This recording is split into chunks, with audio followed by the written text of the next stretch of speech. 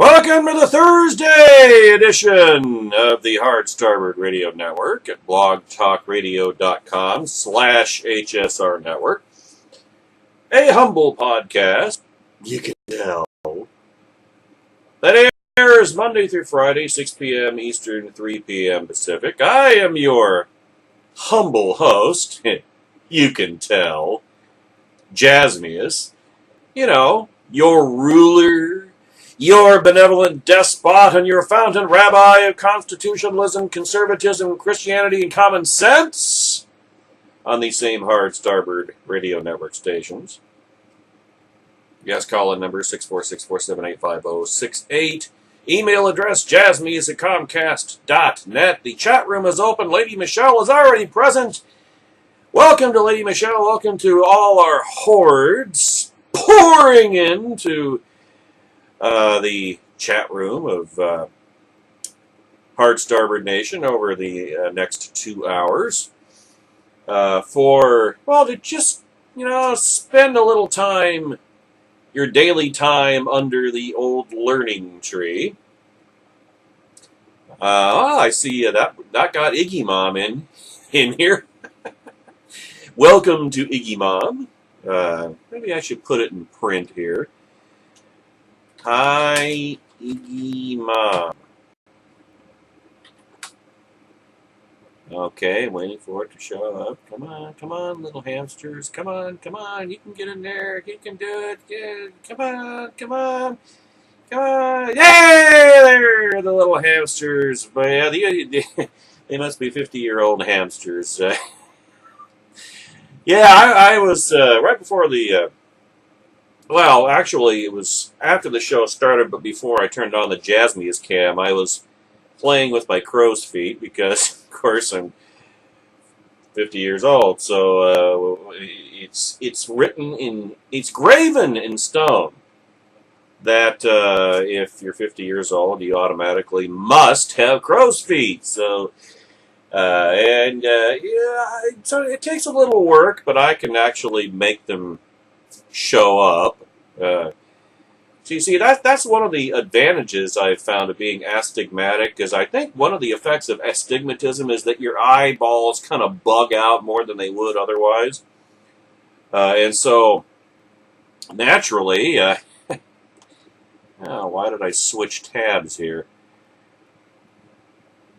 Oh, I bet I know why. I switched tabs, because of this damn script on this adjoining tab that I had open to pass the time until the show went live today. For the record, it's bleacherreport.com. But, of course, if that's going to cause problems with scripts, and I hate scripts, Iggy Mom asks in the chat room, where do we find the Jasmius cam? That is on our YouTube channel, which is www.youtube.com/user/hardstarboardradio. And when you go there and you notice that the upload that I uploaded this morning, based upon last week's most downloaded podcast, is not actual Jasmius cam footage, you will, what's this now? I don't know what this is all about. They can leave a message. Nobody ever leaves messages on answering machines anymore.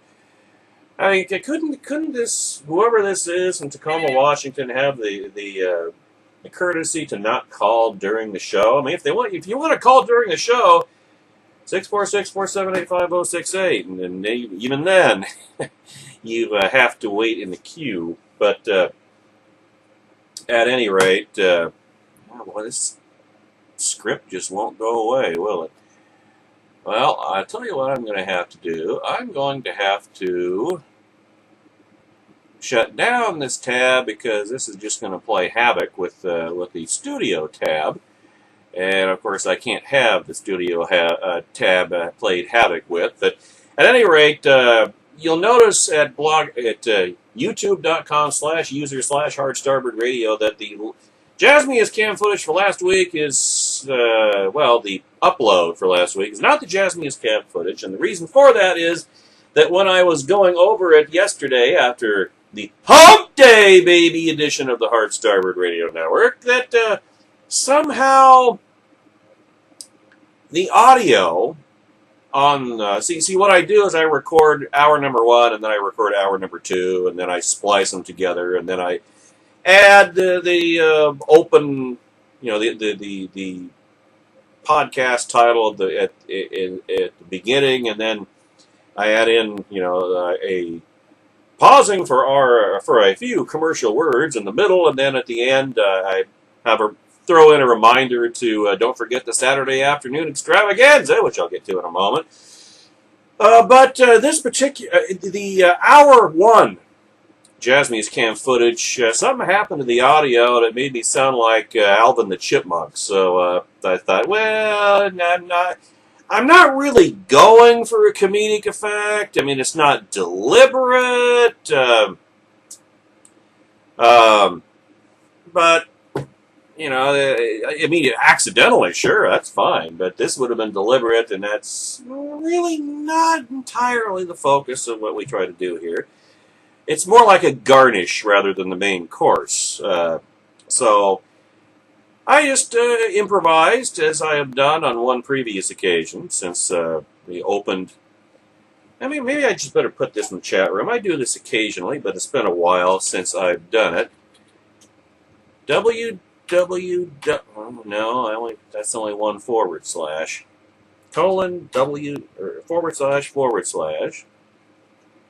www.youtube.com/use. Is that right? No, that's not right. User.hardstarboardradio. I think that should be right.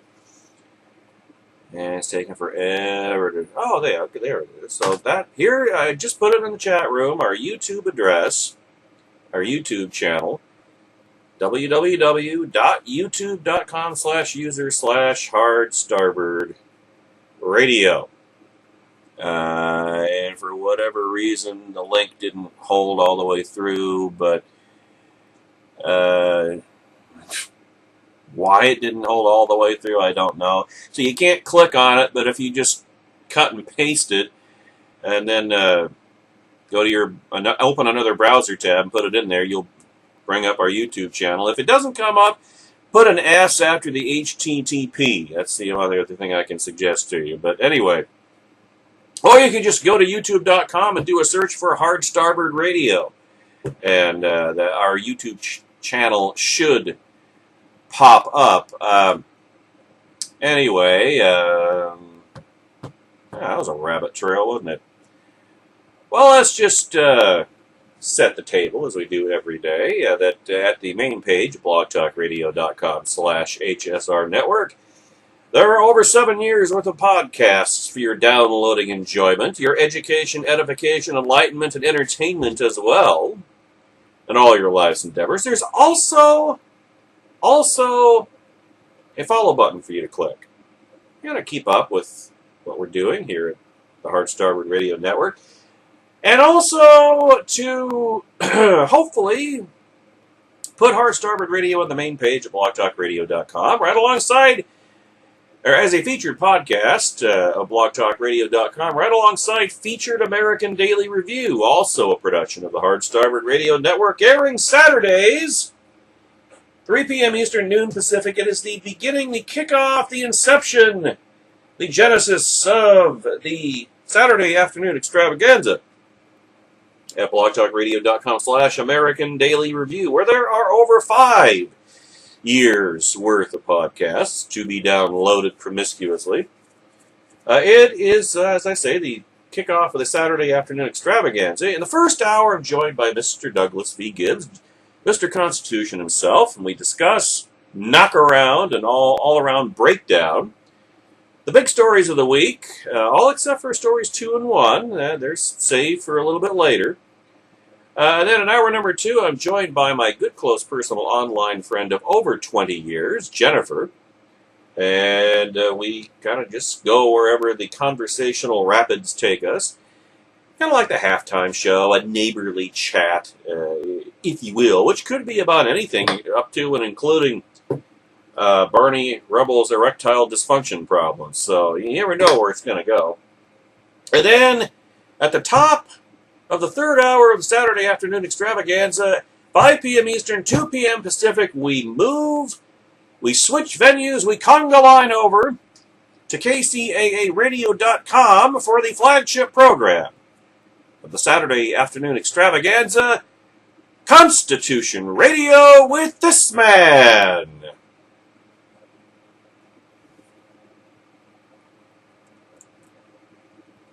Yes, folks, for those of you on the YouTube channel, assuming, of course, that this ends up being the most downloaded podcast of this week, and given the deficiencies that the BTR scorekeepers have had lately in actually accurately tracking and communicating my download and live listen numbers, I'm not sure anymore these days just exactly what is the most downloaded podcast of the week, but if all else fails, I'll just pick my favorite. It's all good stuff. You can't go wrong with it. But if this is the most downloaded podcast of the week, then this is the jazziest cam footage that will be uploaded probably on Sunday or Monday at the latest, hopefully. In which case, you'll see what I'm saying right now. And then, of course, telling you that this is Douglas V. Gibbs' entrance music playing right now on the live podcast. So now you know what's going on. You are as up-to-date as we are. And of course, if you've been listening to the Hard Starboard Radio Network, even of late, you already know this. But I'm telling you anyway because I'm pedantic.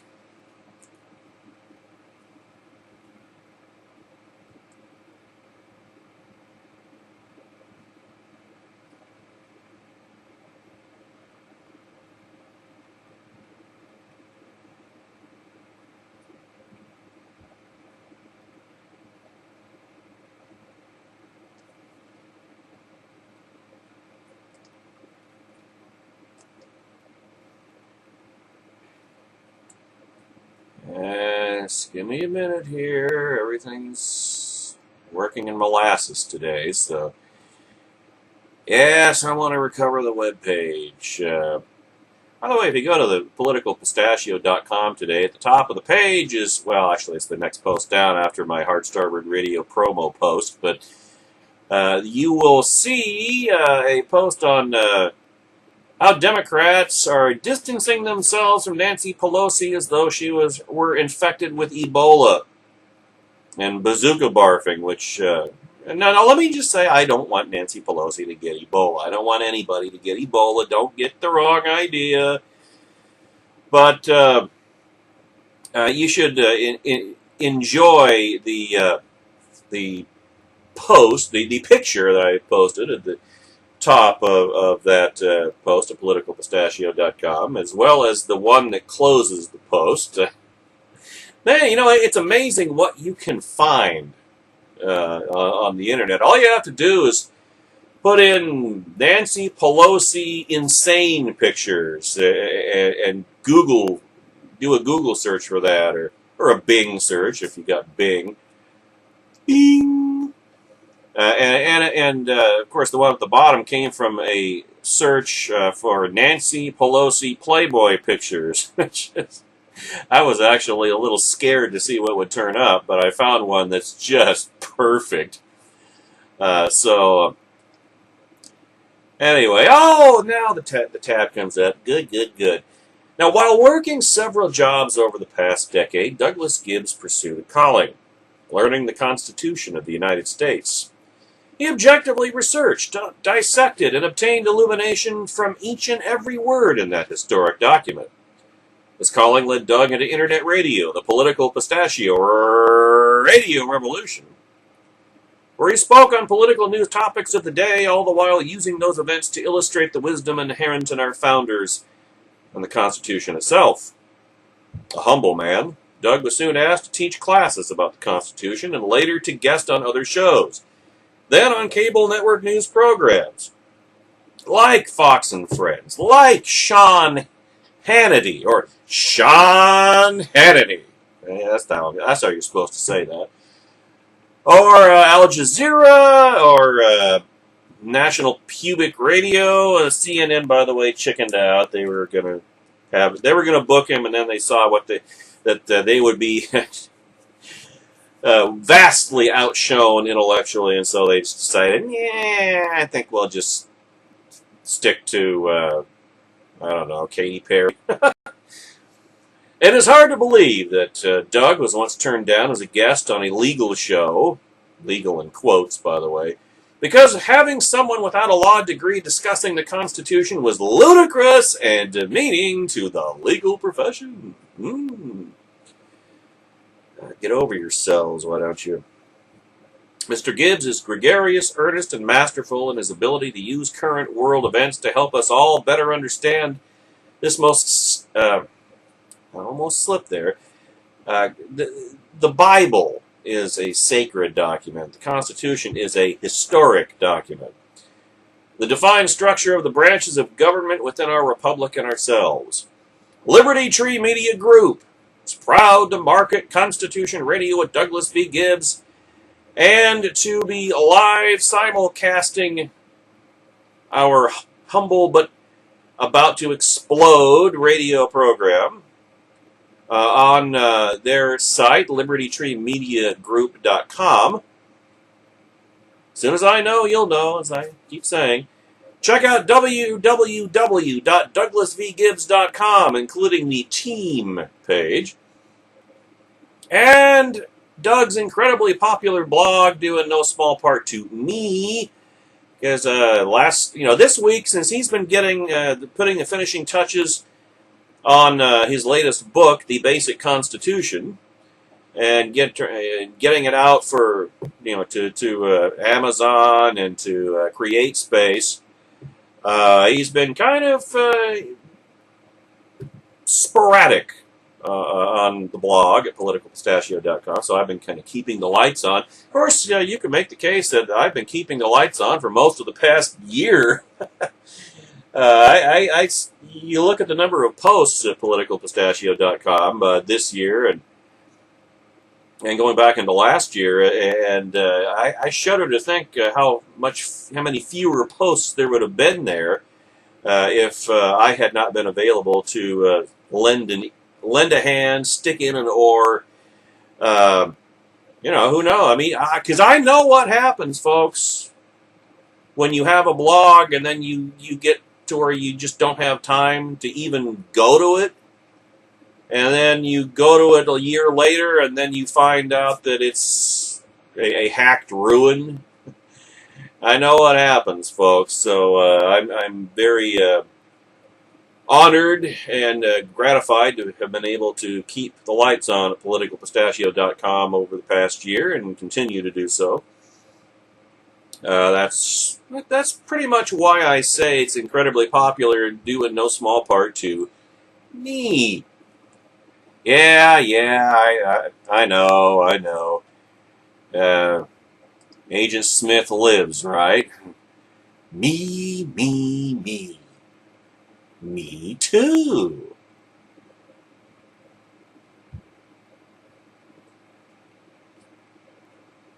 Me too.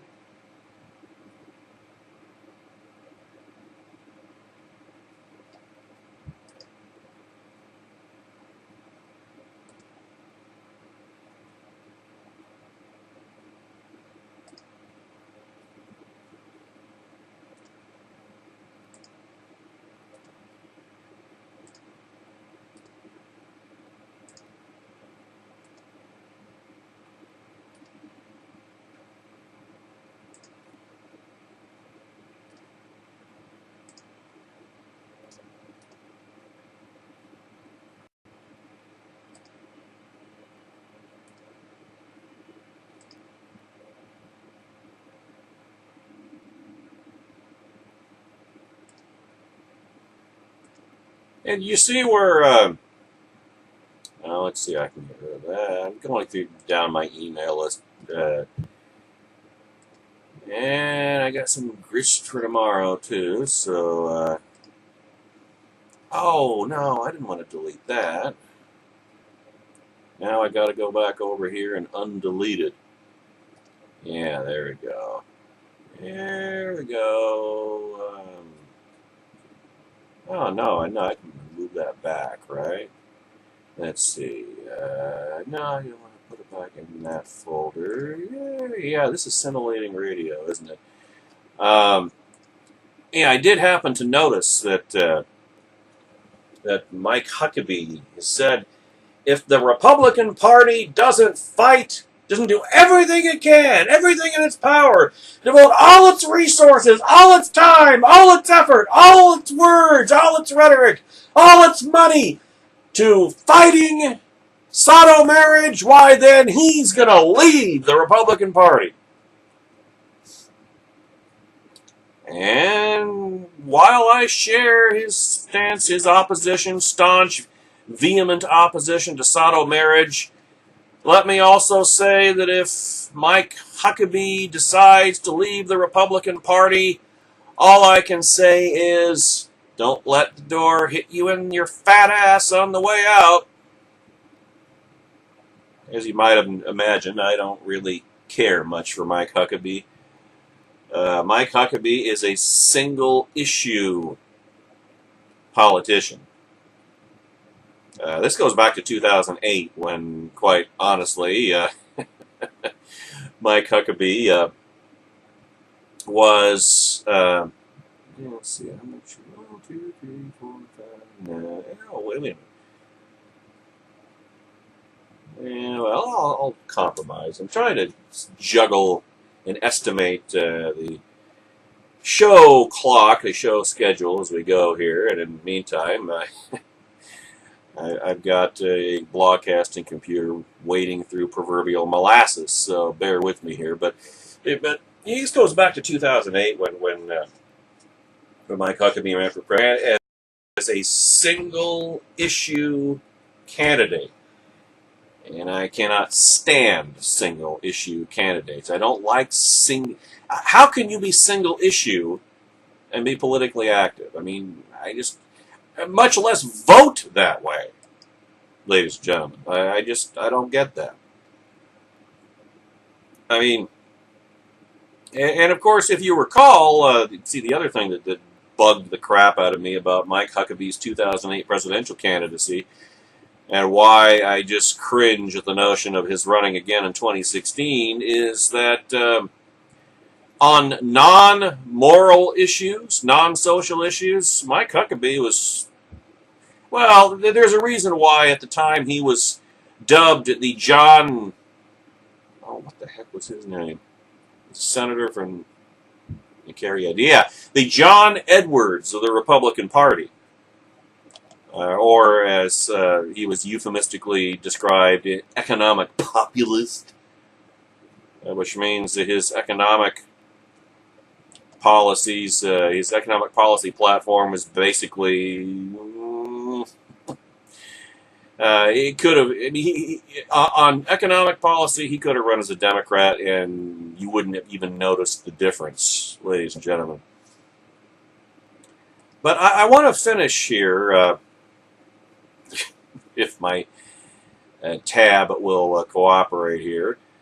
The Victor Davis Hanson piece from yesterday, because this actually, as it turns out, it's a nice bridge, because the first part of it closed yesterday's program, and then the second half of it, second part of it, kind of opens up today's program, because we're going to delve in, as the opening musical montage indicated, that's the current Barack Hussein Obama update theme, into a discussion of various aspects of how Barack Obama is carrying out his long-held ambition to reduce America to the level of the rest of the world.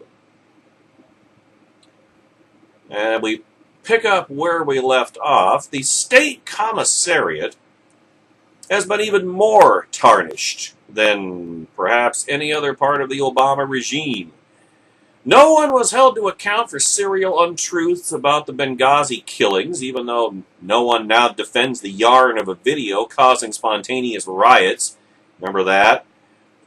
Or even denies that the consulate was sorely unprotected. But the reason why they aren't doing, they're no longer defending the video BS is because they don't have to. Barack Obama got reelected.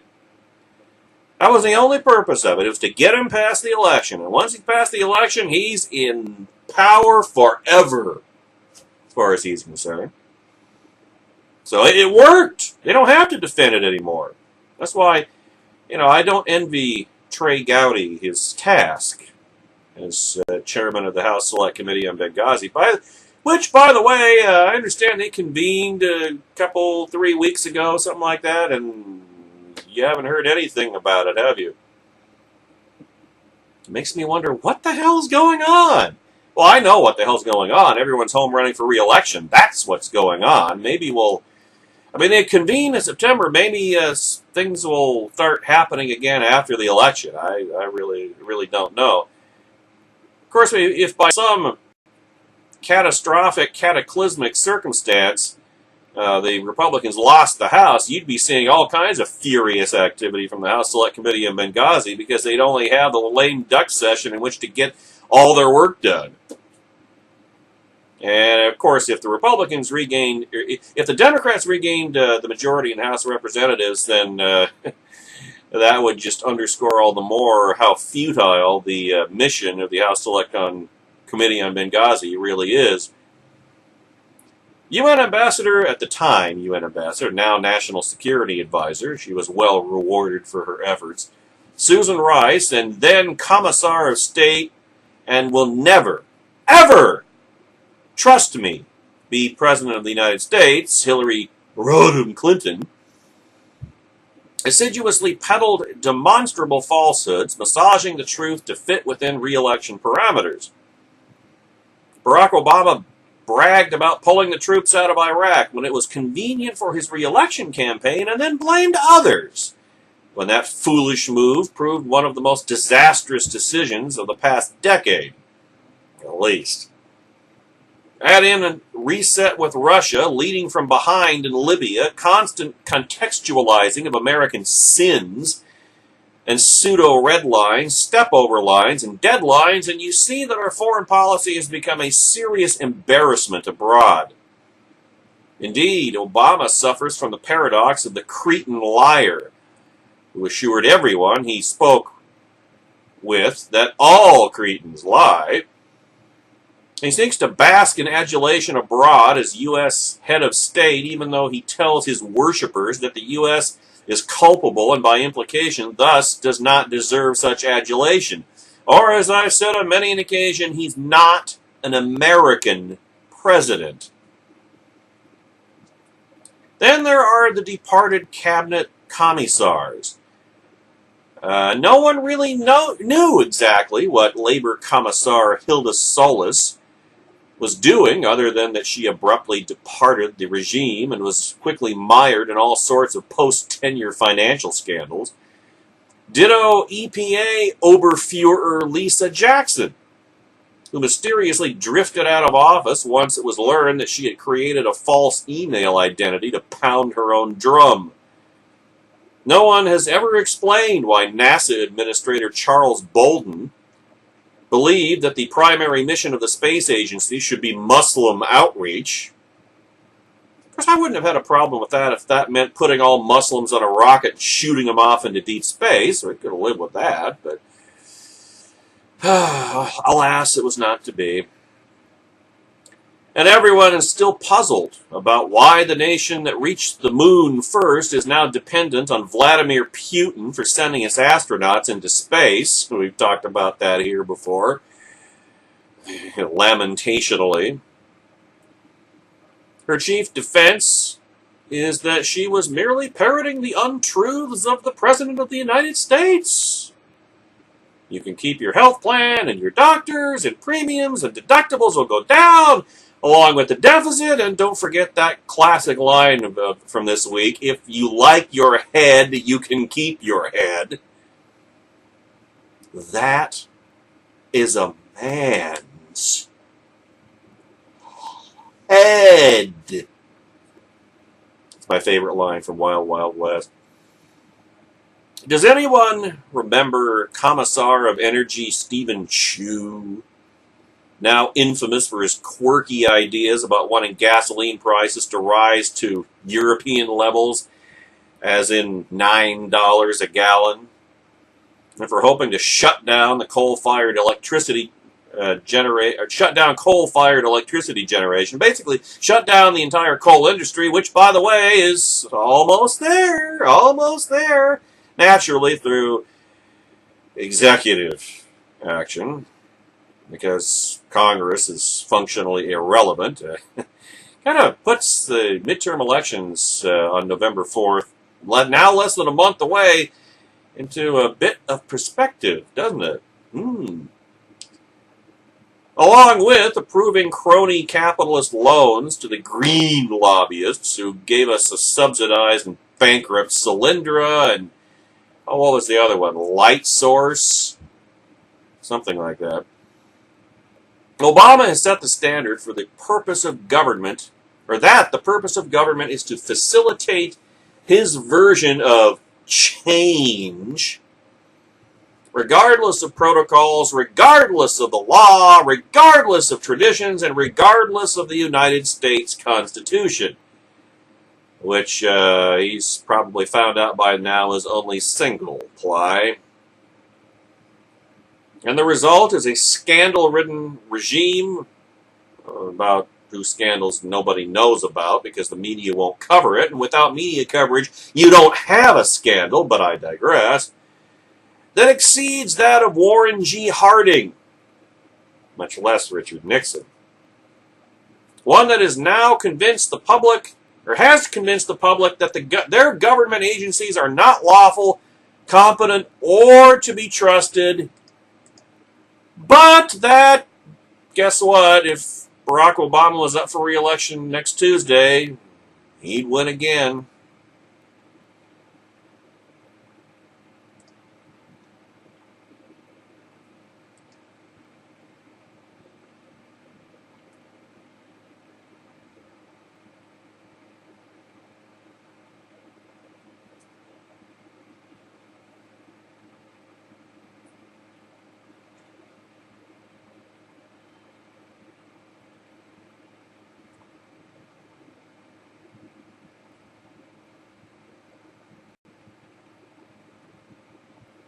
As y'all know, some items are in the stack, and they stay in the stack for several days until it makes sense for me to get to them.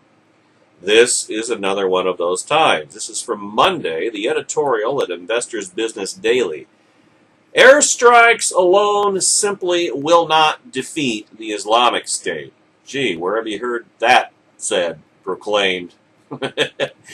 I think you know. Americans revile war. Well, what sane person doesn't? But we also have a history of refusing to hide from reality. Well, at least we did until starting in 2008, anyway. It's clear that U.S. airstrikes will never, ever, ever, ever, ever, come on, don't go down so far that I can't see where I left off. What in the world? Wow, it went down more than I thought. The U.S. airstrikes will never defeat the Islamic State monster created by our Iraq withdrawal. Victory in the Cold War has been accompanied by congenital ambivalence, observes Henry Kissinger in his new book, World Power. Oh, let me start that again. Victory in the Cold War has been accompanied by congenital ambivalence, observes. Oh, good God. Not again. Damn scripts. I'm sick of these damn scripts. You know what I'm about ready to do, but I don't have the time to do it. Maybe at the top of the hour. Let's see, where did I leave off here? Observes Henry Kissinger in his new book, World Power. The American objectives have been unfulfillable since then, or America did not pursue a strategy compatible with reaching these objectives. I'm still working on a Teutonic accent. It's a work in progress. According to the former Secretary of State, critics will ascribe these setbacks to the deficiencies, moral and intellectual, of America's leaders.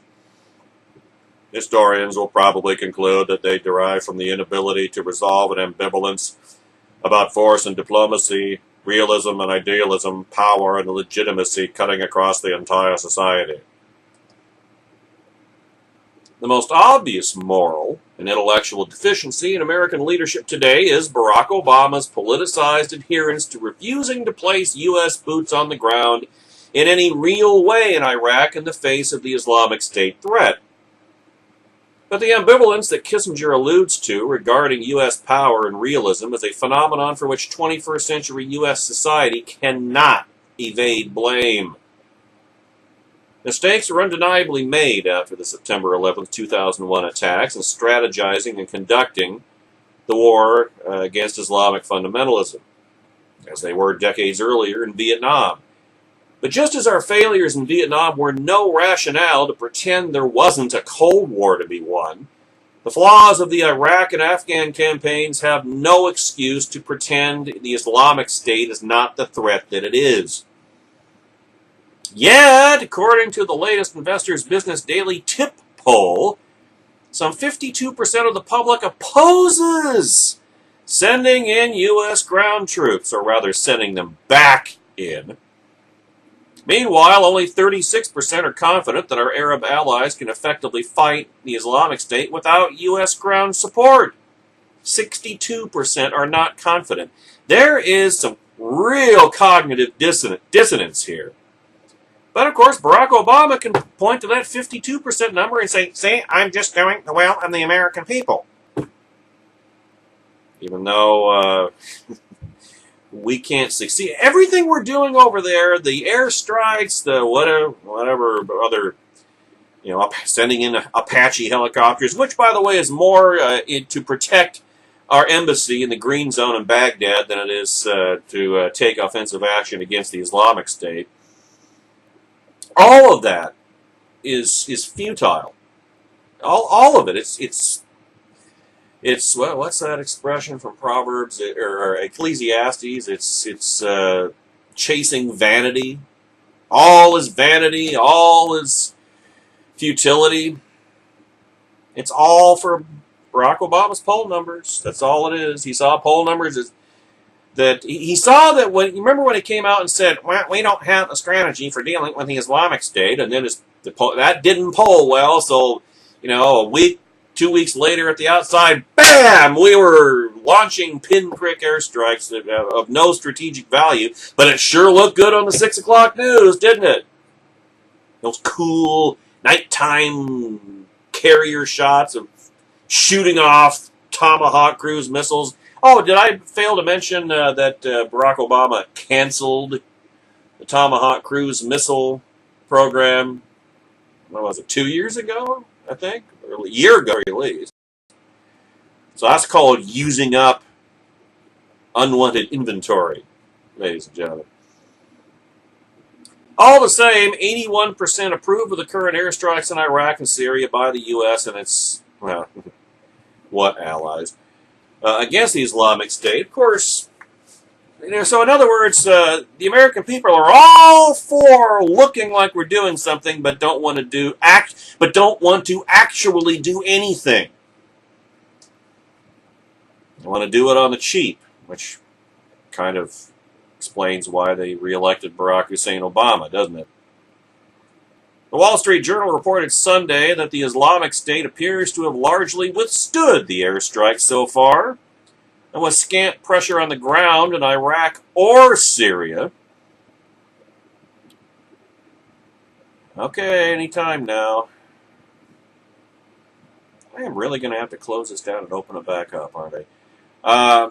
With scant pressure on the ground in Iraq and Syria, the militants have given up little of the territory they captured before the campaign began. And as we talked about last week, they have surrounded Baghdad, ladies and gentlemen. So it's only a matter of time. Anti-Assad Syrian activist Mohammed Hassan said, most of the training camps and the bases were empty when the coalition hit them. Now, let me ask you a parenthetical question. Was that simply a failure of U.S. intelligence, or did they know? Did the Obama White House know in advance that the training camps and bases were empty when the coalition hit them? I mean, remember what Canon Andrew White said. He's the Anglican bishop in Baghdad. Yes, there is an Anglican bishop in Baghdad, amazingly enough. Remember what he said last week. None of these airstrikes are hitting ISIS. They are all killing innocent civilians. The only damage we're doing is entirely collateral. So, because all the low information voters have to see is aircraft taking off from aircraft carrier decks and guided missile cruisers shooting off tomahawks at night. That's all they have to say, oh, yeah, we're really giving them all we got. And then, meanwhile, who knows where they're actually targeted. That part doesn't show up on the 6 o'clock news. And if you're talking print reporting, well, forget about it. They're going to report whatever makes Barack Obama look good. They've circled the wagons around this son of a Kenyan. How about that? For the past 6 years, and it's never going to stop. If you're not used to it by now, then I'd advise you to catch up, because it's not going to change. What's more, Islamic State forces have Oh, crap. That's only half the page. Darn it.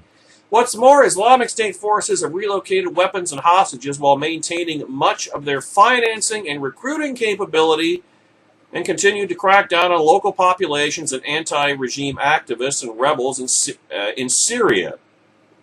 And remember where much of ISIS's financing comes from. The Iraqi oil fields in western Iraq that they captured over the spring and summer. That's where they're getting most of their revenue. It wasn't just all the gold bullion that they plundered from banks in Mosul, which may as well be their de facto capital. It's also those Iraqi oil fields. That alone illustrates why we need to reinvade Iraq. That perfectly illustrates it. You cannot take Iraqi oil fields away from the Islamic State without ground forces. That's why no air campaign has ever single-handedly defeated an enemy. Because you still have to seize and occupy territory, or take territory away from the enemy.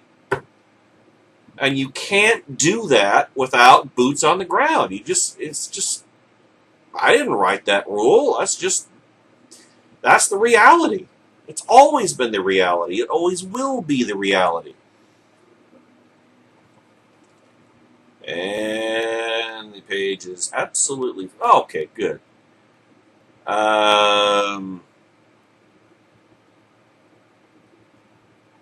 What's more... Okay. Islamic State also successfully held territory and pressed on with an ambitious offensive on the Syrian city of Ain al-Arab, near the Turkish border, the Wall Street Journal reported. Islamic State has shifted its tactics, operating in smaller groups than before the strikes began. Now, I did see a headline this morning that U.S. airstrikes have slowed down Islamic State advance on Ari al-Arab near the Turkish border, but it hasn't turned them back. Now, the introduction by the United States of helicopters on Sunday can be seen only as an admission of the deterioration of the situation, as Islamic State forces make gains on the western outskirts of Baghdad, as we just mentioned. And on top of all this, the United States has been failing to obtain actionable intelligence on where to bomb, which has meant less bombing, ladies and gentlemen.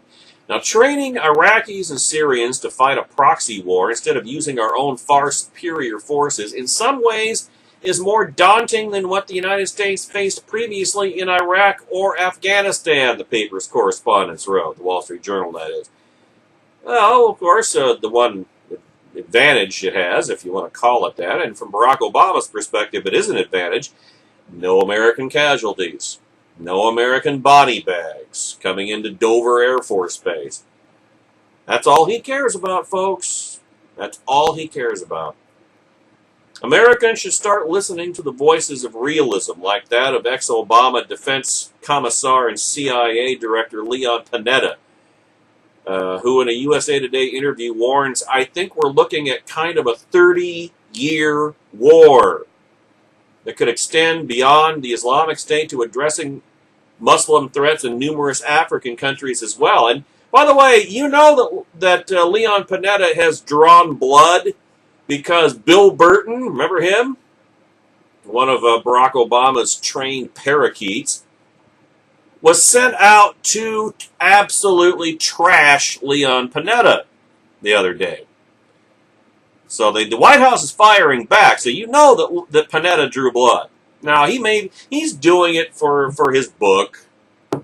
You know, I mean, tell-all memoirs of former presidential administration officials always have that angle. They always say, "Well, these are all the things I wanted to say, and this is what I was thinking at the time," but somehow they can never get around to saying them until after they're out of the regime. Of course, the Republican equivalents always say these things, sound dissenting voices while they're still in the regime, because the media always picks up on it and broadcasts it to all over the headlines, all over the front pages, to feed the Republican president or Republican administration embattled meme.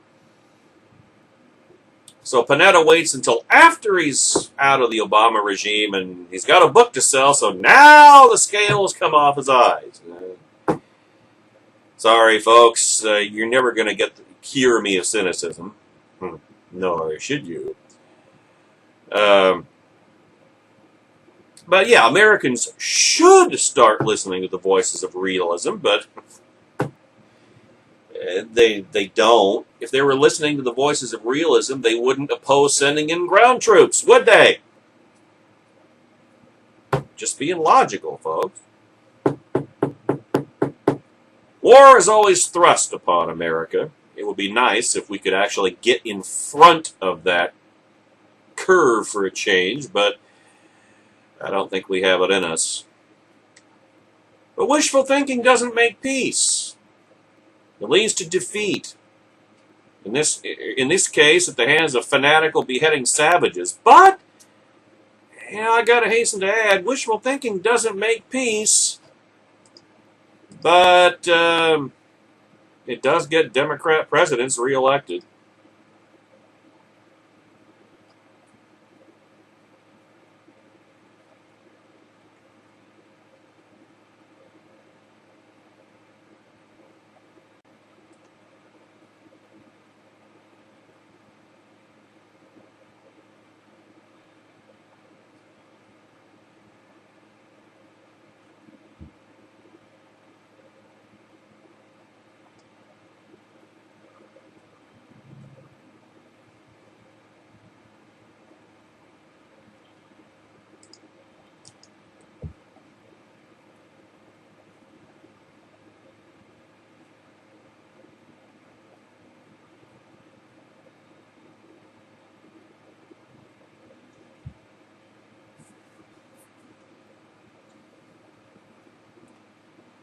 In the second hour of the Hard Starboard Radio Network on this Thursday, October the 9th, 2014, we will continue the litany of Barack Obama's many sins, including how much he has and will earn the nickname President Ebola.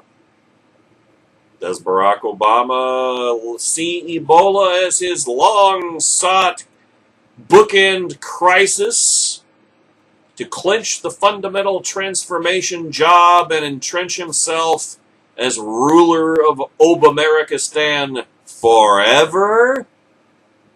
You knew this was coming.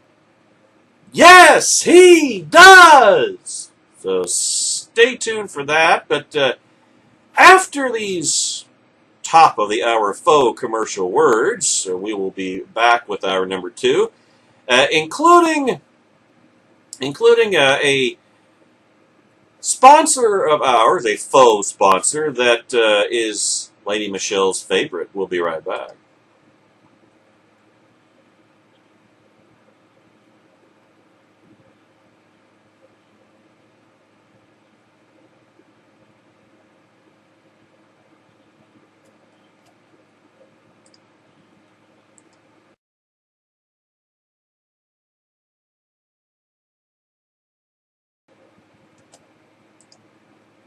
Come on!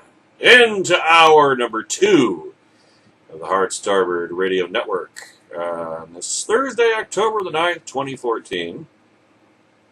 Anno Domini, or year 6, year of the one, that's Obama Domini.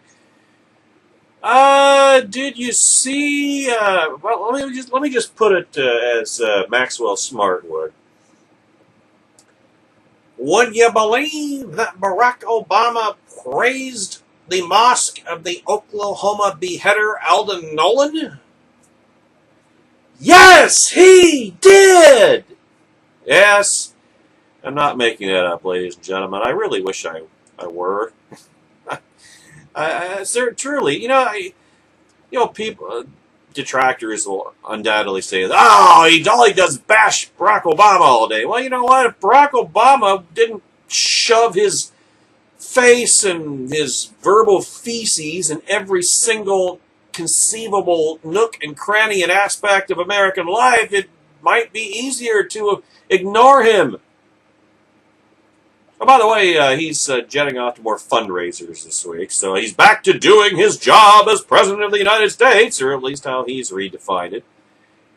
In the meantime, Colleen Hufford, age 54, was simply doing her job at Vaughn Foods, or Food Distribution, when her life was snatched away from her in one of those most horrific ways imaginable. Now, picture this. I mean, you're just sitting at your desk working, minding your own business, doing your job, day like any other day. All of a sudden, this homicidal jihadist bursts through the door, stabs you repeatedly, and then cuts your head off. She was probably looked upon with disbelief. She was looking at this like, it's like a deer in the headlights, because a deer, when it sees the headlights, cannot believe what is happening. It doesn't seem real. It seems surreal. It seems like, well, I must be imagining this. Well, Colleen Hufford wasn't imagining it. Jakeem Israel, formerly known as Alton Nolan, was recently fired from Vaughan Food Distribution after attempting to convert co-workers to the Muslim faith and getting into discussions about stoning women. Rushed into the building and began stabbing Hufford. But her nightmare got even worse. Did I fail to mention that she was still alive in agony, but she was still alive when he cut her head off? After stabbing her countless times, he beheaded her.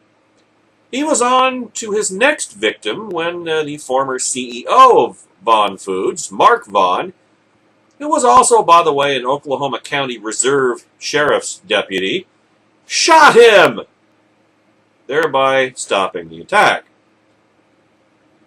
Oh, but Second Amendment is obsolete and we got to get rid of it. We got to confiscate all guns, right? Yeah, wait for the cops to get there. They'll be there in 15 minutes, 20, half an hour, depending on how far away they are. Witnesses reported that Israel was committing his attack, or while he was committing his attack, he was shouting Islamic phrases. You know, like, Obama Hu Akbar! And things like that. His Facebook page also details his conversion to Islam and the pride he had in the Islamic State. Yet, despite these events and this evidence supporting that this was a case of jihad in America, Barack Hussein Obama has said nothing. Nothing! Yes, I did my Sergeant Schultz impression on today's edition of Our Starboard Radio. Now your day is complete. He said nothing about Hufford's beheading. Not a single solitary word. Which, by the way, if Yisrael had been white and Colleen Hufford had been black, you would have heard nothing but that for the past 2 weeks. No, Barack Obama didn't even mention the incident. Instead, in his weekly address, he talked about how, at least in his view, America is leading in the world. Yeah, in unemployed and economic shrinkage and in surrender and turning tail and running. We're outdoing the French in that regard. Heck, we're working on outstinking them as well, come to think of it. Which is one of the reasons why I took a shower yesterday, ladies and gentlemen.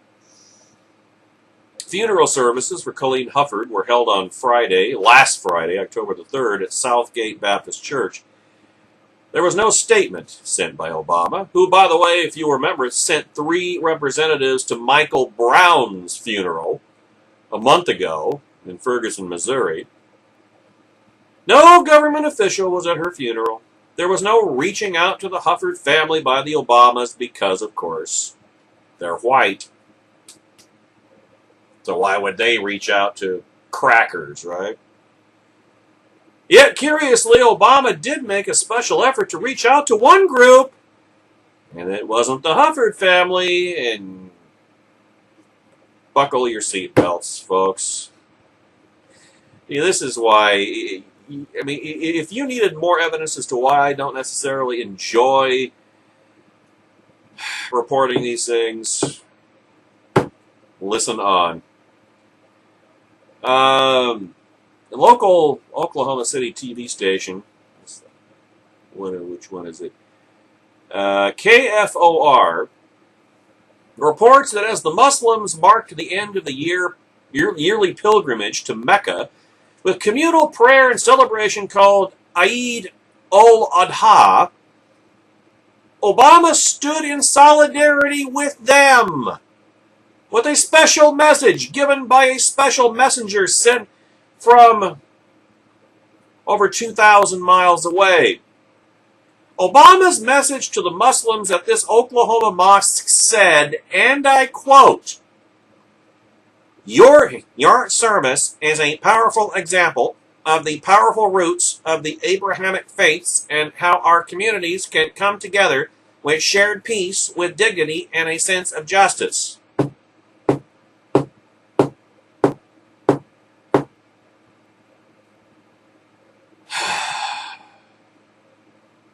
Now, while Obama claims this message was sent because of the efforts by Muslims to help rebuild more after a devastating tornado ripped through the community in 2013, that was in 2013. That's a year and a half ago. A woman beheaded by a Muslim from this very congregation was buried by her grieving, and if I were to remember her family, I'd be pissed as hell. family, just one day before this special messenger was sent, and Obama chose to give thanks and praise to this mosque.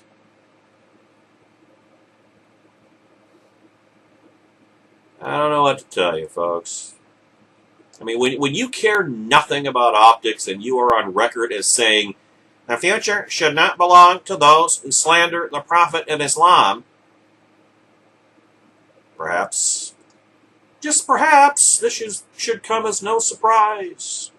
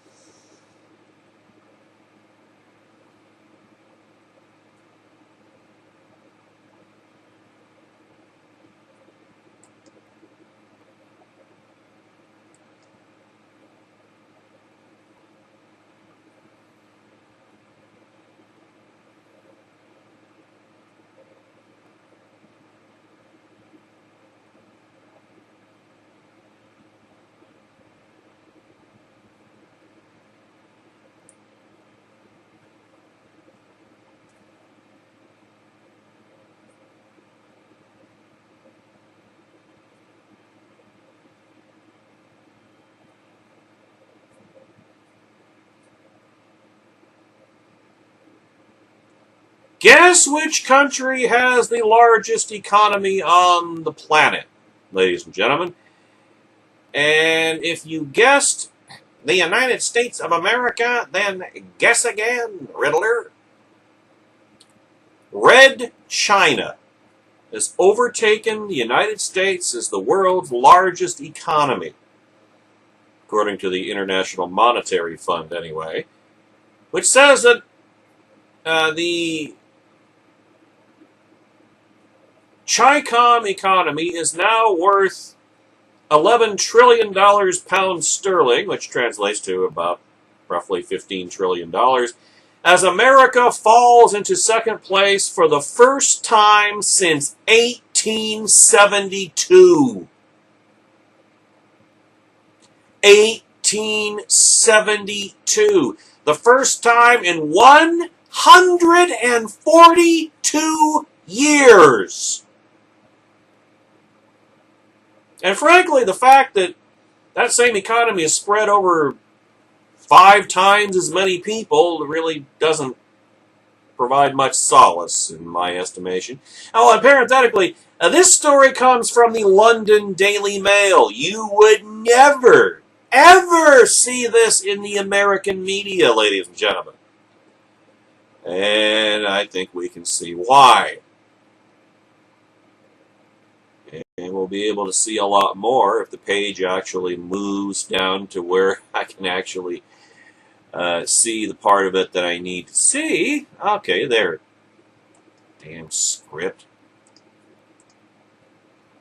China, Red China, the People's Republic of China. Yes, that China has toppled America to become the biggest economy in the world, according to figures from the International Monetary Fund. The United States has been the global leader since it overtook Great Britain in 1872. And just for a perspective, the last time that the United States didn't have the largest economy in the world, Ulysses S. Grant was president. That helped put things in perspective? But now the U.S. has lost its status as top dog. Well, dog anyway, but not top dog anymore. The latest IMF figures show the Chi-Com economy is worth $11 trillion pounds sterling compared with the 10.8 trillion pounds sterling of the U.S. Red China, whose wealth has accelerated in recent decades amid rapid industrialization, is expected to extend its lead, with the IMF estimating its economy to be worth 16.7 trillion pounds sterling, or somewhere in the vicinity of $22 trillion by the year 2019. Meanwhile, we'll still be at about $15 trillion because this economy isn't growing. It hasn't grown since 2007, ladies and gentlemen. Why would it start now? That would be 20% bigger than the United States economy, which is forecast to be worth approximately $13.8 trillion pounds sterling by then, which would be what?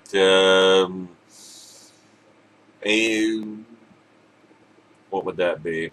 20, that would be, if that's 22 trillion. 18 or 19, I think it'll still be 15 trillion or so, because this economy is not growing. It hasn't grown in 7 years. Why would it start growing now?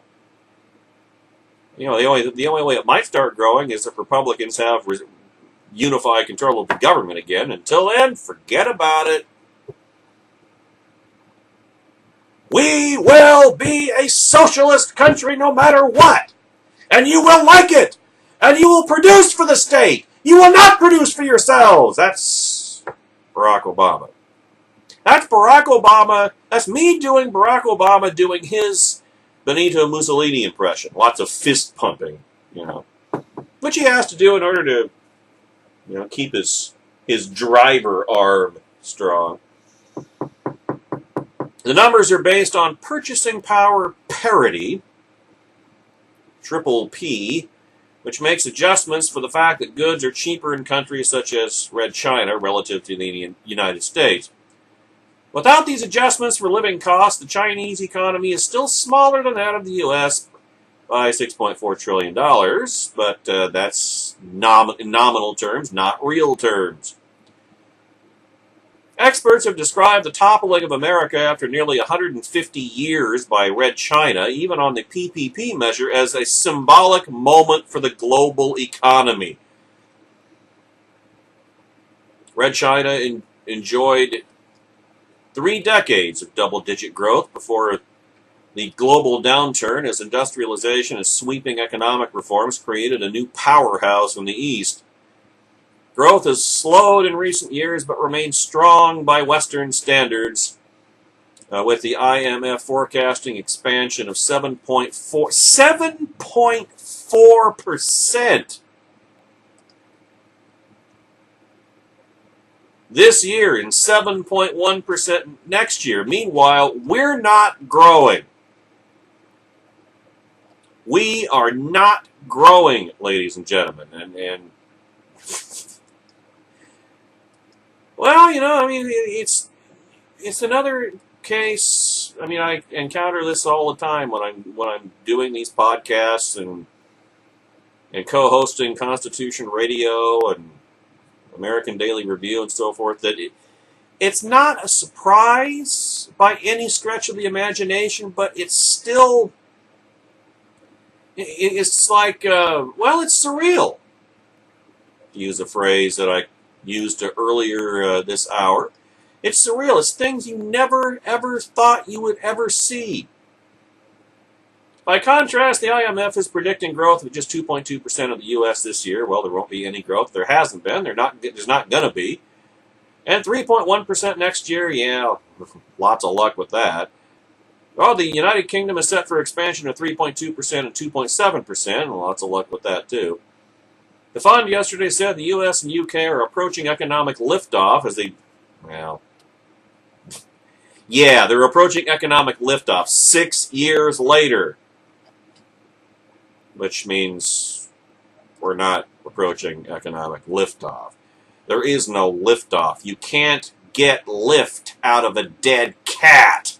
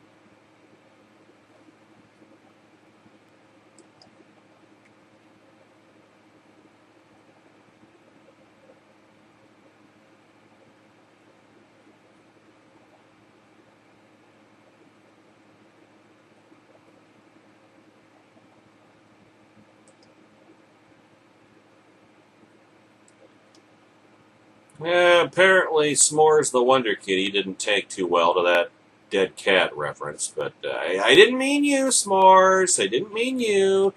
There's a good kitty. There's a good kitty. You know, the dead cat bounce. Drop a cat. Yeah, when it hits the ground, it's going to bounce a little bit, but it's not alive. Just like the U.S. economy. Speaking of which, this is an interesting headline I came across earlier today. It's at redalertpolitics.com. Obama blames companies for higher health insurance premiums under Obamacare by saying they're not shopping effectively. Yeah, in other words, remember when Barack Obama promised, guaranteed, that health insurance premiums under the Unaffordable Care Less Act would go down by $2,500 a year. $200 a month. Yeah, I know, $208.33. Don't get persnickety on me, or nitpicky. And he promised, he said, this will lower the cost curve, bend the cost curve downward. As, of course, always happens when government takes over something. The cost always goes down, naturally.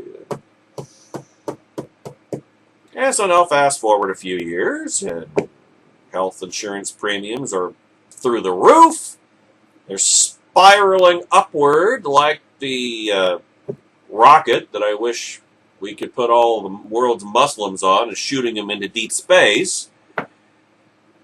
You know, this rocket would, in terms of health insurance premiums, this rocket would have 2 warp nacelles on it. You know, if you ever saw the scene in Star Trek First Contact where Zefram Cochrane undertakes his warp flight, you know, the Phoenix is what he called it. And I remember when it took off, and he you know, the stars started streaming by, and he went, whoa! Well, welcome to American health insurance premiums in year 6 Obama Dominate. And yet, no, it's not Obamacare. No, absolutely not. It's not the fault of Obamacare. It's the fault of companies not shopping effectively. Yeah. If there is one skill that Barack Hussein Obama has been honing recently, it's his ability to shift the blame from himself onto others. Any others. Even a dead cat would suffice. From the Islamic State to Obamacare, the buck has definitely been passed, or at least he's attempted to do so. At an event at Millennium Steel Service in Princeton, Indiana last Friday, the one faced a question from the general manager about the company's rising healthcare costs due to Obamacare.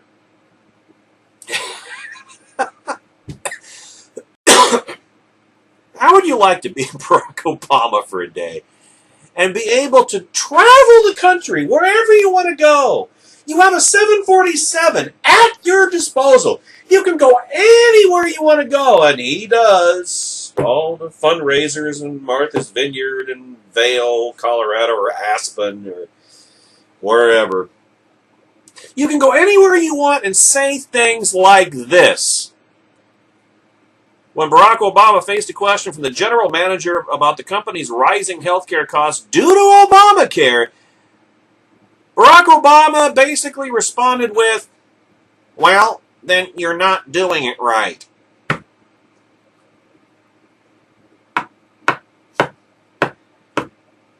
You know, sometimes it's an evil temptation, but sometimes I wish I could do that for a day, or a week, or a month. Just be able to do whatever the hell I want, say whatever the hell I want, and whoever hears me has to like it and applaud and say, thank you, sir, may I have another?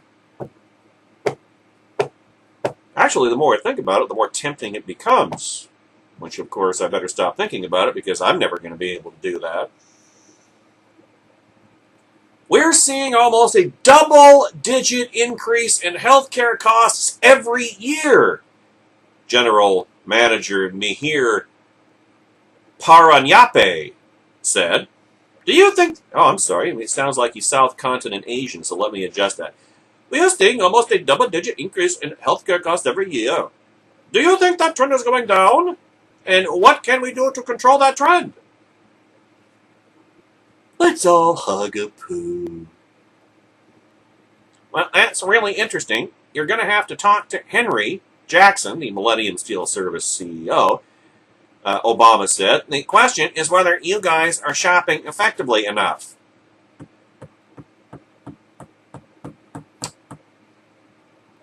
Obama said healthcare premiums were rising at the slowest rate in 50 years. Of course, they're not supposed to be rising at all, right? That's what it was sold to us as. That's what he said. That's what he promised. Bend the cost curve downward, $2,500 a year.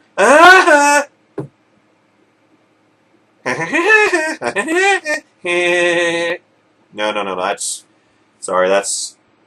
Elmer Fudd imitating Woody Woodpecker. Never mind. Yeah, slowest rate in 50 years. And that the higher-ups at Millennium Steel must just not be aware of how awesome their options really are in the Obamacare cartel. But while Obama believes that any negative news about Obamacare must be the result of a Fox News report, numbers on the higher costs for companies actually derived from his own regime. All together now. Whoops! Earlier this year, the Centers for Medicare and Medicaid Services, Centers for Medicare and Medicaid Servitude is more like it, which has spearheaded the implementation of the law, found that nearly 2/3 of small businesses that currently offer health insurance to their workers will pay more for coverage this year. If you like your bent cost curve, you can keep your bent cost curve. Lovely. The report stated that about 11 million of the 17 million individuals who have health care plans through a small employer would see their premiums increase. Well, 6 million people would see lower premiums. I wouldn't count on that if I were those 6 million. Even though it's not surprising, even though you know that this is what it's going to be in the headlines, this is what I'm going to have to deal with every day, you are still... It's breathtaking. It's absolutely breathtaking, ladies and gentlemen.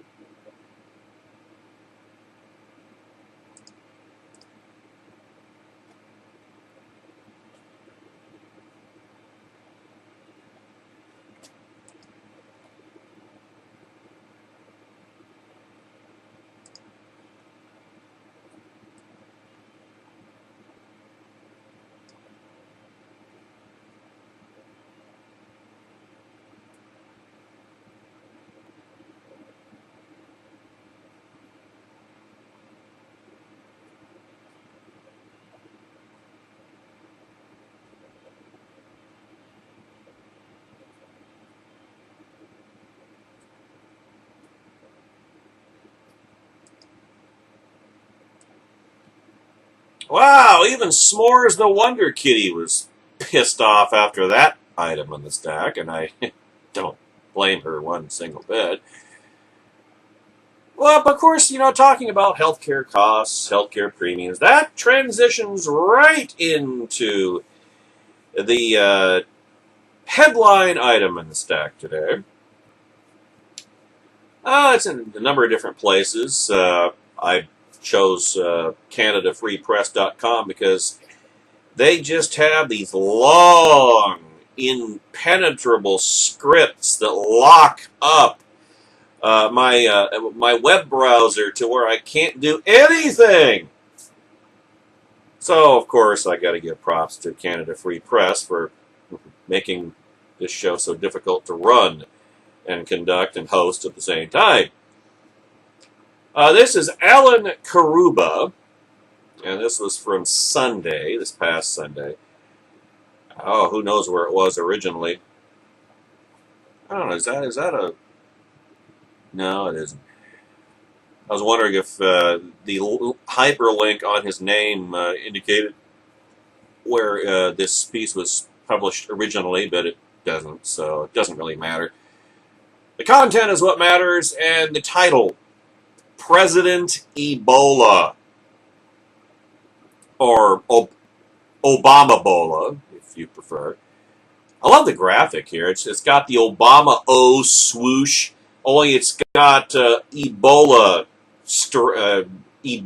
molecular strands, the virus, growing out of it. It's really cool and very. In fact, I better save that. I better save that because that is just an awesome graphic. I'm going to have use for this at politicalpistachio.com. I'm sure. In fact, I've already had use for it, but I didn't know about it.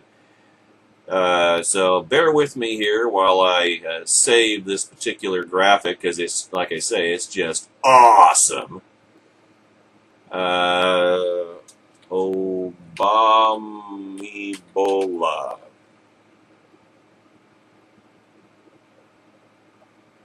Yeah, Ebola. Oh, I already used that.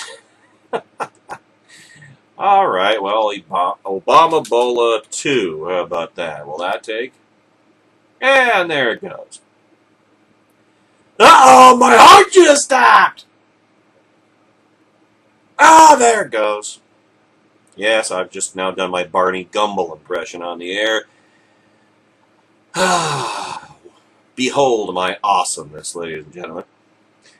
What does it tell you when Britain and France have stopped flights to and from the nations in Africa where Ebola has become a threat and the United States has not taken a similar measure? What does it tell you when the President of the United States sends 3,000 American troops on a humanitarian mission to West Africa? Well, tells me that he has put the United States at risk if any or a portion of these troops return after having been infected. As always, history has lessons that cannot be ignored. Well, shouldn't be ignored. We're obviously ignoring them now.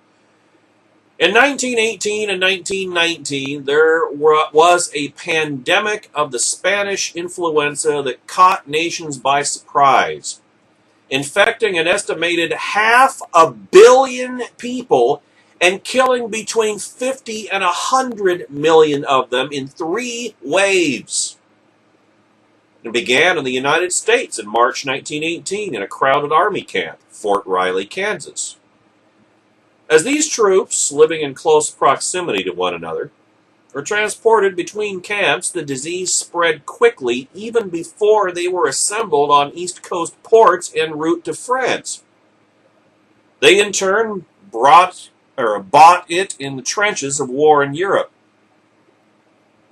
The second wave struck in 1918 at a naval facility in Boston and at the Camp Devens military base in Massachusetts. In October 1918 was the most deadly month in which 195,000 Americans died of the Spanish flu. The Harvard University Open Library notes that the supply of healthcare workers, morticians, and grave diggers dwindled, and mass graves were often dug to bury the dead. There were subsequent outbreaks in 1957 and 1968. And at some point, 3,000 U.S. troops will be returning from West Africa to military facilities here at home. Thus far, we have been fortunate to have identified the case of the Ebola victim, the late Thomas Eric Duncan, a.k.a. Ebola Tom, who had entered the nation from Liberia, but there are few guarantees that more will not be found or deterred. And by the way, there are reports popping up of Ebola watches, people who have been exposed to it, and they're watching them for the development of symptoms. And remember, it took almost 2 weeks for Thomas Eric Duncan's symptoms to develop, but when they did, was that messy.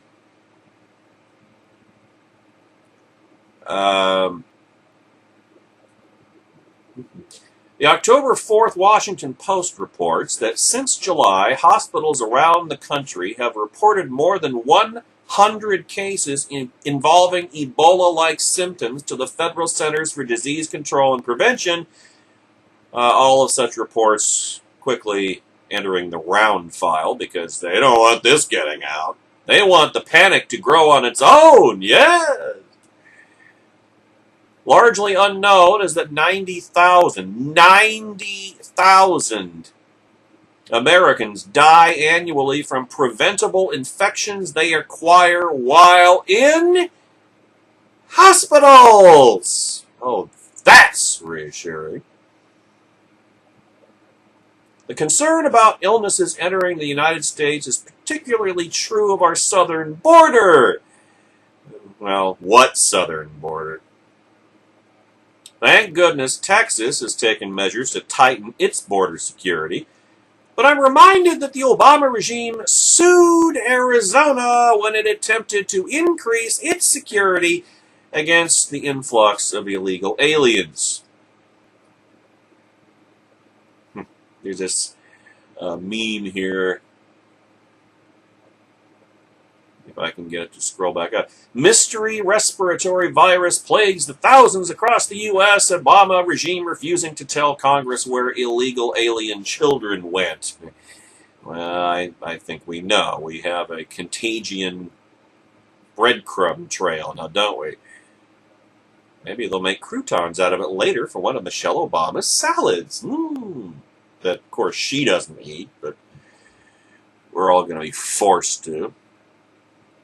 Obama is the first president who engineered an invasion of thousands of children and others from Latin America and then distributed them to various states without informing their governors or other authorities of who and where they were. Sovereign states, my ass.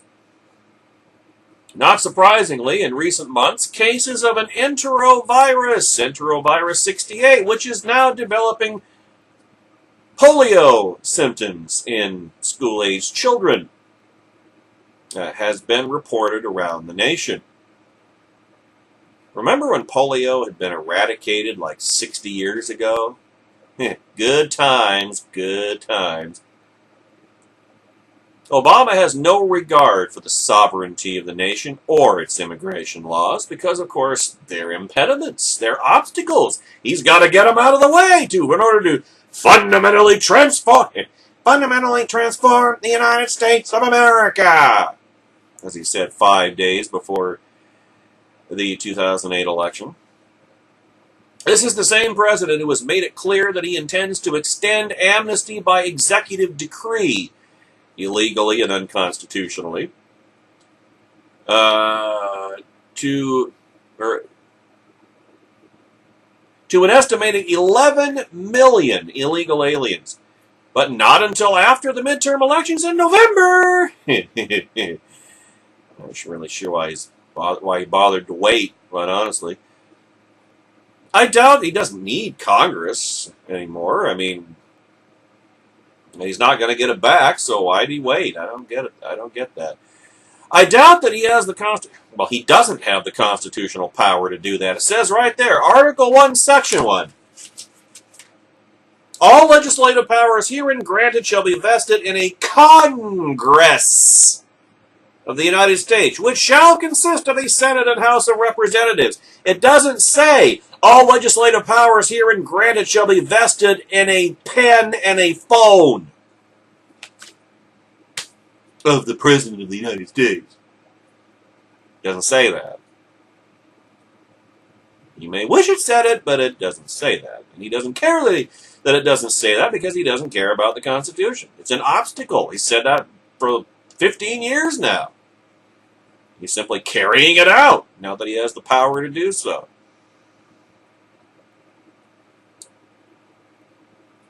Now, of course, we can hope the U.S. Congress has the means and the will to negate this. They have the legal authority. They don't have the power. The United States has a healthcare system that is, or had a healthcare system that was the envy of the world. But the introduction of Obamacare is already having negative effects on its regime and on its administration and the former system of privately purchased healthcare insurance. Hundreds of thousands of Americans have had such insurance, or who had such insurance, have lost it, and those who signed up for Obamacare are discovering it is far more expensive. We've beaten that to death months ago here on the Hard Starboard Radio Network. Perhaps the most underreported story thus far regarding Ebola is the fact that in 2010, according to the Daily Caller, the regime of President Barack Obama moved with virtually no fanfare to abandon a comprehensive set of regulations which the Centers for Disease Control and Prevention had called essential to preventing international travelers from spreading deadly diseases inside the United States. Among the viral diseases of concern, Ebola. You know, I want to have confidence in the Centers for Disease Control. I really do. But after witnessing the failures of one government agency after another, including the Secret Service, I wish I felt better about them. I have no doubt its staff are seriously concerned and doing what they can to respond to the threat, but I also think they and the rest of us are at risk from a regime led by a man whose malevolence has written a new chapter in the history of the presidency.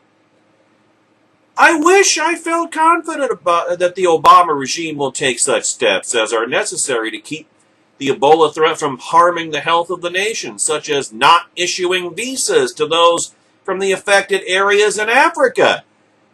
But the record to date limits that confidence. It really does. And, you know, it's only going to get worse.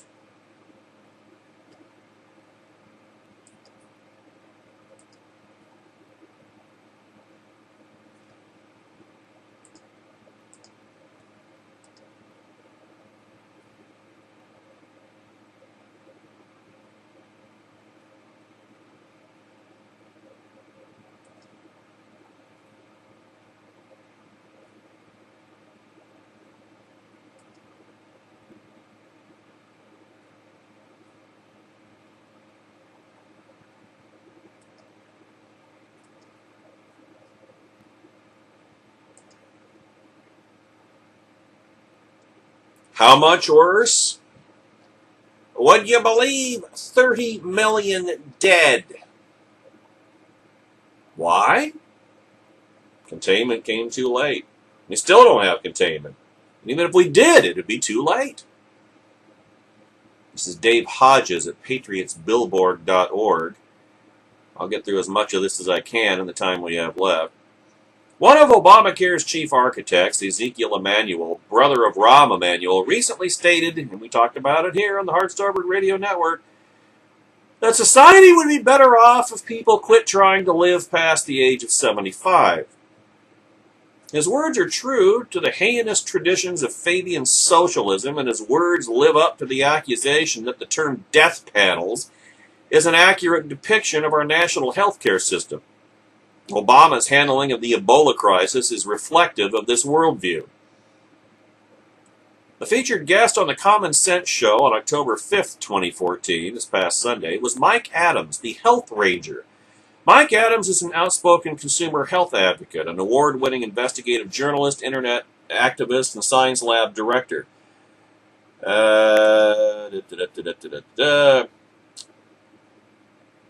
Adams brought his experience to the Common Sense Show, and the revelations made in the interview were stunning. While appearing on the Common Sense Show, Mike Adams made a number of startling statements regarding the Ebola outbreak in the United States. One of the most frightening aspects of Ebola is that 1 liter of Ebola-infected blood could kill up to 10 million people. Given the fact that our airports are still wide open to West African travelers coming into the United States, remember Article 4, Section 4, the federal...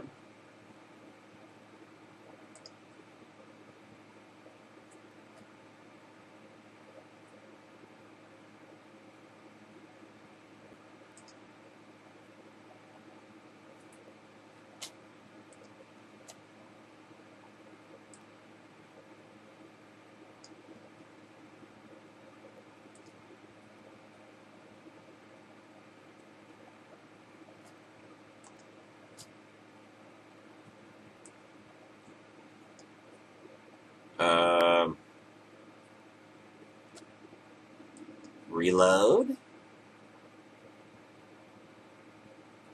Oh, I'm back. Couldn't really tell. I don't remember where I was. I was in mid-comment. Given the fact that our airports are still open to West African travelers coming into the United States, and the fact that our southern border is still not being closed down, you gotta have a hard time justifying the fact that this regime is not complicit in the spread of Ebola. Further, and given the fact that the CDC owns the patent on Ebola and the National Institute for Health owns the patent on the Crucell Ebola vaccine tested 8 years ago, it is very difficult to believe that these private corporations operating under a government charter are not positioning themselves to make a lot of money off of the spread and treatment of Ebola.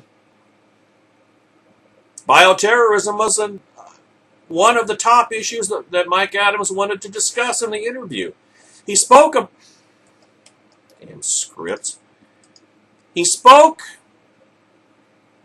This is getting really annoying. He spoke... where did he speak? About bioterrorism coming through our southern border as an inevitable possibility. Inevitable! As he expects suicide Ebola bombers to purposefully allow themselves to become infected and then be transported into the United States where they would expose as many people as possible before succumbing to the virus. Given how hated the United States has become in some circles, it is difficult to believe that Ebola will not be turned into a weapon of mass destruction. We've talked about that here on the Heart Starboard Radio Network. How much difficulty would it be, how hard would it be to just deliberately infect some of those tens of thousands of unaccompanied minors streaming across the Mexican frontier, just infect them with a weaponized virus, including Ebola? How difficult would it be? We were talking about this 3 months ago, at least.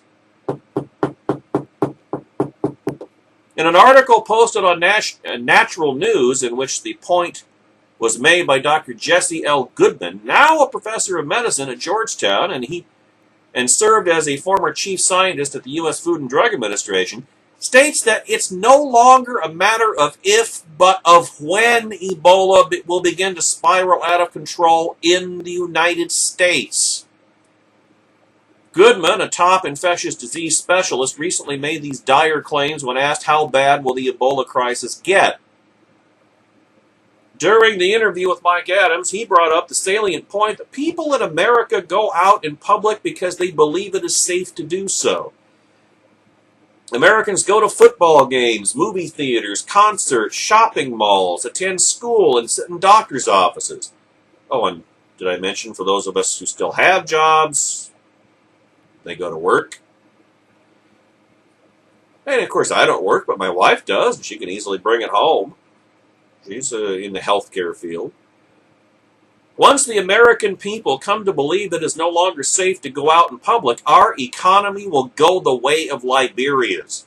Truck drivers will not be delivering food and necessary supplies. And remember, supermarkets are on a real-time inventory system. They don't order more than they need and stock it in warehouses. They order only what they require to keep the shelves filled. As soon as something like this happens, you're going to have a run in grocery stores, and then that's it, folks. That's all, folks. As Porky Pig would say.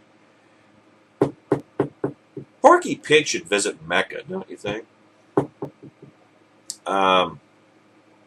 Chronically ill people will not be able to get needed medicines.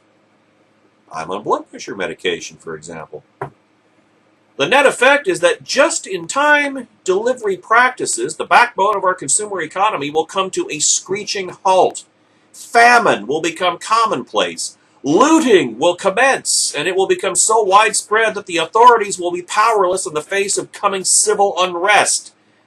Very thin is the veneer of civilization, ladies and gentlemen. And if quarantines are enacted, the healthy American who is armed to the teeth will not allow themselves to be trapped with the dying. These healthy Americans will attempt to fight their way out of quarantine zones. This could mark the beginning of a potential civil war.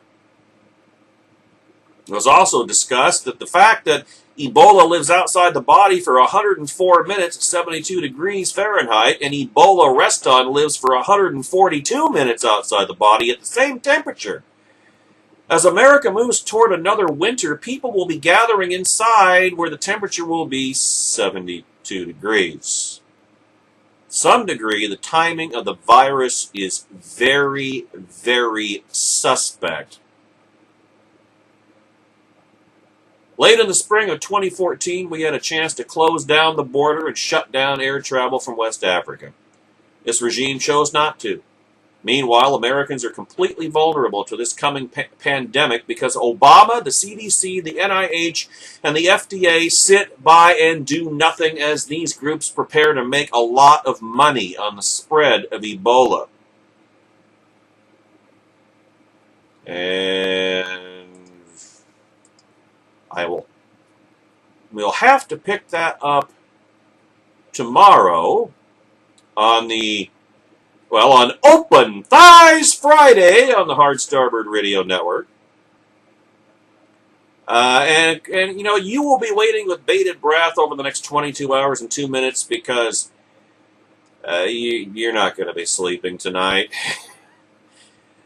So bring your insomniac selves back here, blogtalkradio.com/HSR Network, for Open Thighs Friday tomorrow. Have a good evening, folks.